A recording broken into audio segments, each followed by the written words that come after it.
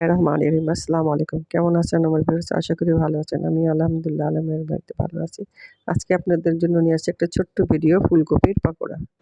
প্রথমে আমি ফুলকপিটাকে ভালো করে কেটে ধুয়ে একটা পানি দিয়ে একটু লবণ দিয়ে সিদ্ধ করে নিলাম। তারপরে এটাকে সিদ্ধ করে মানে ব্লাঞ্চ করে আমি এটাকে একটা স্ট্রেনারে ঝরাইয়া নেব। ঝরাইয়া নিয়ে এটা আপনাকে ফ্রোজিং করে রেখে দিতেও পারেন, যখন খাবেন তখন ভেজে নিলেন, কিন্তু আবার সাথে সাথে খেতেও পারেন। আমি এটাকে আগে ঝরাইয়া নিলাম, তারপরে ধোয়ায় কিছু দেখা যাচ্ছে না। তারপরে আমি এটাকে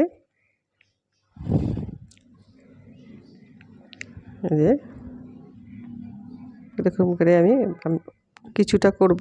এখন আমি একটা পাত্রের মধ্যে 2 চামচ বেসন, 2 চামচ কর্নফ্লাওয়ার, 2 চামচ রাইস ফ্লাওয়ার নিয়ে নেব।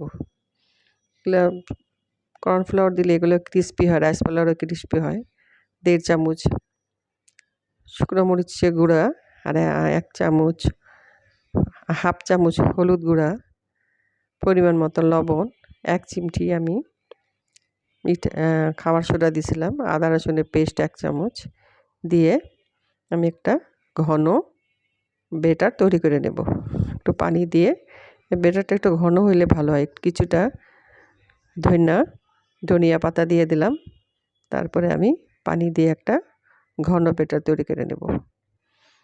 এটা খুবই ইজি আর খুবই টেস্টি, আর খুব অল্প সময়ের মধ্যে হয়ে যায়। আমি একটা ফ্রাই প্যানের মধ্যে তেল ঢেলে নিলাম। তেল ঢেলে নিয়ে এটাকে গরম করতে দিয়ে তারপরে আমি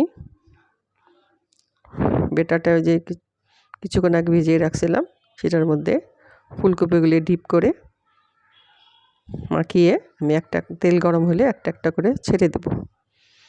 তো এই যে আমি একটা একটা করে ছেড়ে দিলাম। মানে ঝটপট হয়ে যায়, আবার খুবই মুখরোচক। গরম গরম চায়ের সাথে খেতে খুবই ভালো লাগে বিকালের নাস্তা। তো আমি একটা একটা করে ব্যাটারটা খুব সুন্দর করে ঘন করে করতে হবে। পাতলা হইলেও ভালো লাগবে না, আবার খুব ঘন হইলেও ভালো লাগবে। একদম খুব সুন্দর একটা ব্যাটার হইতে হবে। তো আমি এগুলা ছেড়ে দিলাম। ছেড়ে দিয়ে আমি ভালো করে উল্টায় পাল্টে ব্রাউন করে ভেজে নেব। যে আমি খুব সুন্দর করে ভেজে নিলাম। এটা আমার ভাজতে এই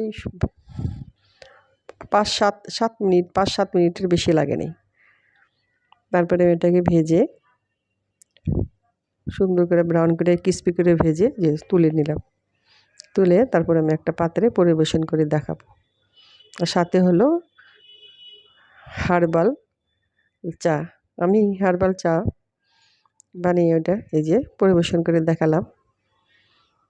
খুবই এটার মধ্যে একটু চাট মশলা ছিটিয়ে দিলে কিংবা বিট লবণ আরও টেস্টি হয়ে যায়। আমি একটু চাট মশলা ছিটিয়ে দিয়েছিলাম, আর এখন এই যে সস দিয়ে খাচ্ছে আমার ছেলে, আমার হাজব্যান্ড। খুবই মজা পাচ্ছে ওরা। আর সাথে হলো হার্বাল চা। এই চাটা আপনারা খুবই স্বাস্থ্যকর আর খুবই ভালো। তুলসী পাতা, পুদিনা পাতা, লবঙ্গ, গোলমরিচ দিয়ে বানাই, কাঁচা হলুদ, আদা এগুলো দিয়ে বানাই। আর তারপরে জাল হয়ে গেলে বলে আমি একটা গ্রিন টি দিয়ে আমি খাই, আর ওরা এভাবেই খায়।